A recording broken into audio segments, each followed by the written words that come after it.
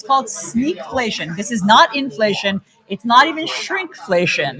It's a different phenomenon. With more on what you need to know, we have certified financial planner Bobbi Rebell here. She is a personal finance expert at cardrates.com. Bobbi, thanks so much for being here. So, as I understand it, sneakflation is not only getting less for the same price, but getting lower quality. Are you seeing that? Well, what it's about is a lot of these companies that are dependent on bringing in goods internationally, as you've just been talking about, they've been absorbing the costs, or in many cases, they did front load a lot of the deliveries because they knew that these tariffs were coming.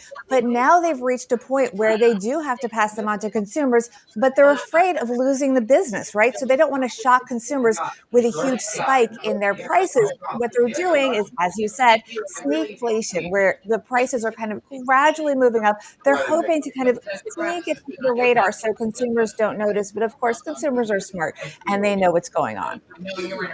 So, what, if anything, can consumers do about this, other than maybe keeping a closer eye on what you're actually getting when you buy those paper towels?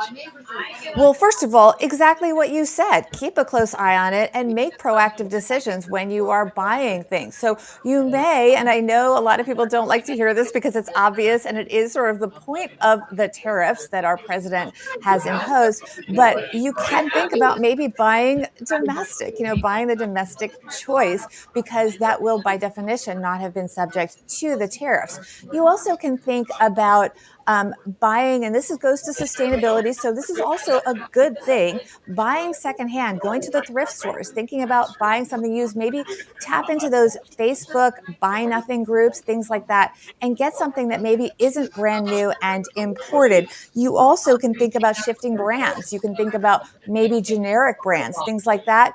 Time your purchases.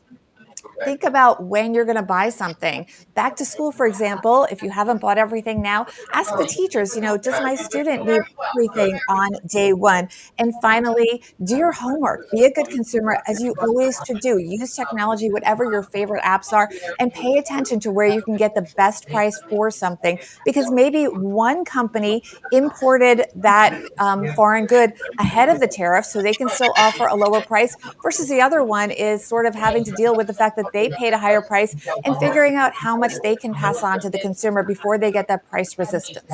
One of the things I think is interesting, Mark, is that with sneakflation, people notice when their prices go up. Okay, consumers notice that. But with sneakflation, it's not that the prices are necessarily going up. It's that suddenly the package is getting thinner. So your paper towels are getting thinner and the quality is going down, which you wouldn't notice with the naked eye. Isn't it just wonderful when you pay more and get less? Fantastic. Fantastic. It is. Yeah. That is the deal you're making with sneakflation.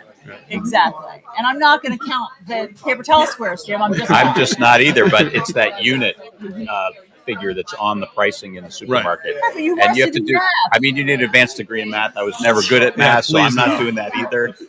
Bobbi Banana, thank you so much for being here. We appreciate it. Thanks for alerting us to that.